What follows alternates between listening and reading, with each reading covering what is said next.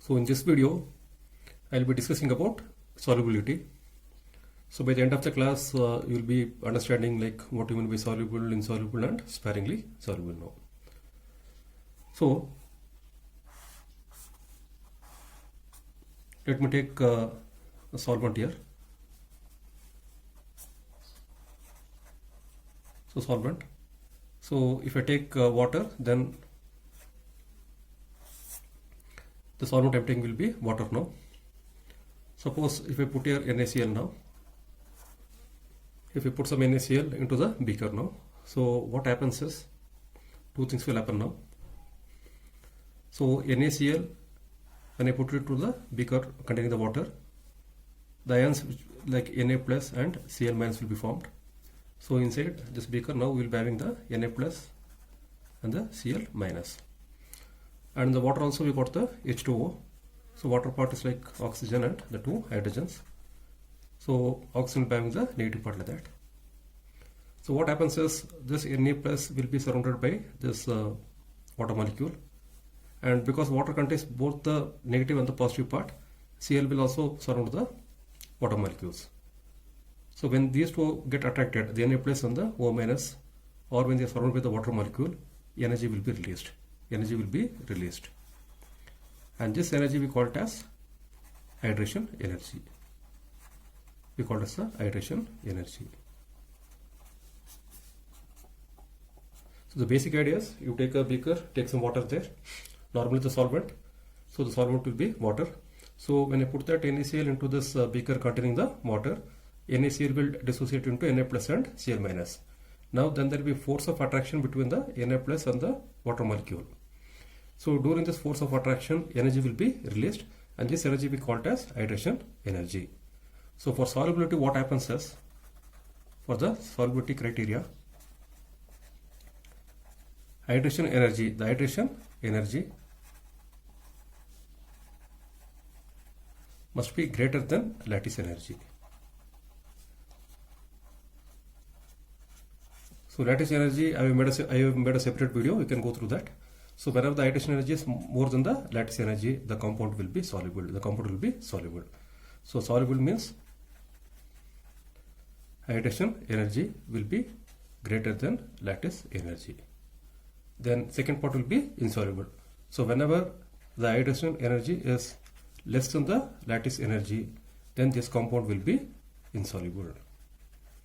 And whenever the hydration energy is equal to the lattice energy, then the compound we call it as sparingly soluble or less soluble, we can tell that.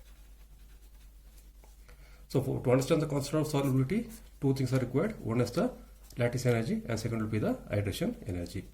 So whenever the hydration energy is more than the lattice energy, the compound will be soluble. When the hydration energy is less than the lattice energy, it will be insoluble. And when both are equal, we call it as sparingly soluble like that. And I have made clear about the concept of hydration energy also here. So now let us discuss one question from NEET. So solubility of the alkaline earth metal sulfates in water decreases in the sequence. So the given decreases in the sequence. The point is now solubility means, we know that solubility means what's the criteria? Hydration energy. Hydration energy must be greater than lattice energy. Now, hydration energy, smaller the atom or smaller the ion, greater will be the hydration energy.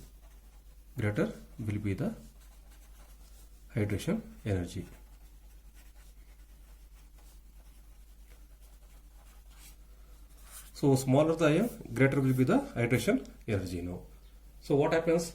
So smaller the ion, greater will be the hydration energy, means it's understood that whenever the hydration energy is more, then the compound will be soluble now. So if we take this, so we know that in case of the periodic table down the group, we got magnesium, we'll be having the magnesium followed by calcium, strontium and the barium. So as we move down the group, what happens? The size will increase. So out of this 4, magnesium will be the smallest size. So the smaller ion will be the magnesium. So that will be having more ionization energy. Getting it? So magnesium will be having the greatest ionization energy, so it will be more soluble. Because for solubility, what we need? More ionization energy. So more ionization energy is present where? In case of magnesium, because of the small size. So ionization energy, smaller the ion, greater will be the ionization energy. So magnesium will be small, it will be having more ionization energy, means more soluble.